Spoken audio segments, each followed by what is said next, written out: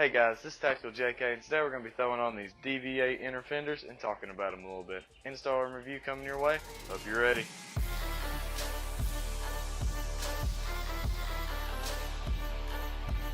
Okay, so let's talk about what comes with the kit real quick. We've got the whole inner fender setup for the driver's side, and then right here we've got the passenger side. These pieces just connect together to make the whole setup. And man, these things just look good. They're really lightweight. They're made out of solid aluminum so that if they get dinged up or anything, they won't rust, and they'll keep the weight on your Jeep down, which is a really big deal. They have a nice black paint job, but you can repaint it anything you want. I see a lot of people on Instagram remove this mesh, which you can remove by just unscrewing these 4 bolts right here, and then they'll color match it to their Jeep or something like that.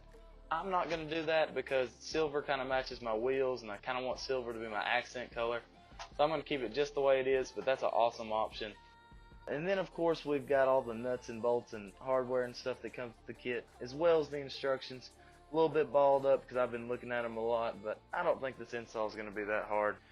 As far as the packaging went, I had no dings and stuff from shipping. Everything was good. It came in very nice, secure packaging. But let's not talk about that too much. Let's go ahead and get on with the install.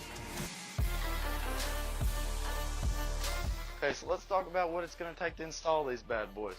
If you plan on running aftermarket fenders or no fenders at all you're going to need is a 10mm socket and ratchet, and then a 7/64 Allen wrench. I don't have one, I couldn't find one, so I'm just going to use this bit on this little extender. I might just work with it, we'll see how it works. But since I'm running stock fenders, I'm going to have to do a little bit of DIY action. Got my jack, impact wrench sockets, and an extension cord to get that Jeep in the air, get those wheels off. And I also have my Dremel tool with a plastic cutting bit. So I have to cut some of that factory inner fender because I don't want to remove the whole thing because it kind of makes up the structure of the stock fender. I don't plan on running this setup for long. I really want to get some fenders, but for now we're just going to see how it goes.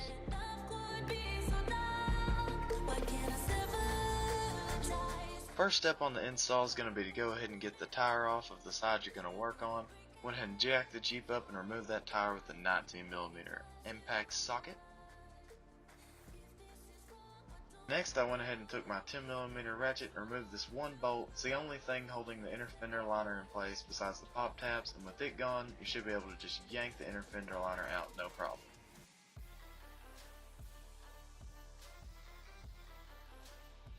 With the stock inner fender liner gone, you can see why you need some sort of protection down here. There's a lot of engine components that are exposed, and everything honestly looks pretty ugly.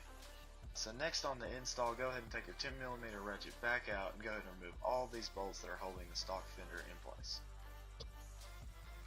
Now, the stock fenders are going to require a little bit of modification. If you plan on running your stock fenders, go ahead and break out your Dremel tool and cut about 1 inch off the inner fender support right there behind the holes, because it's the only way to fit these inner fender liners in.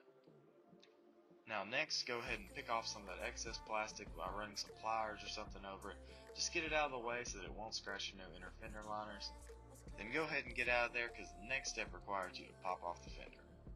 Now to remove the front section of the fender, which is the only section we need to remove, go ahead and pull up on the fender to release it from the pop tabs and then pull out.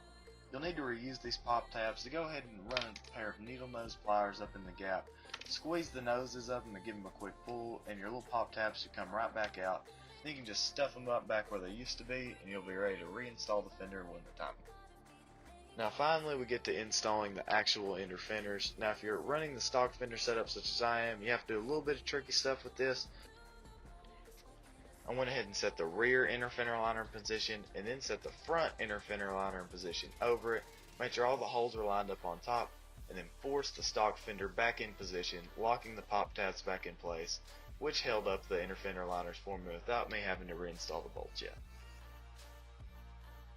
After wedging those bad boys in place, you're going to go ahead and put that stock bolt back in on top of the rear inner fender liner so you can work on the rear mount. The rear mount's a little bit funny. You have to stick this bolt through the rear inner fender and then tighten it on this little flange on the back, hold it up in place and tighten everything down, and it'll be secured just like it was mounted to the actual body back there. It works pretty well, but it's a little bit tricky to get installed. Next, we're going to take 2 little bolts that come with the kit and align and connect the front and rear fenders. To do this, press on the lower end of the front fender, which should align the holes of the front and rear fender, and then wedge these bolts in there and tighten them up. Doing this should make both inner fender liners line up, and they should be hovering above the spring mount of the Jeep but not touching it. And the last step is to go ahead and replace those 4 stock bolts on the top of the inner fender and go ahead and tighten those babies down. Make sure everything's nice and tight on the whole fender setup, and you should be good to go.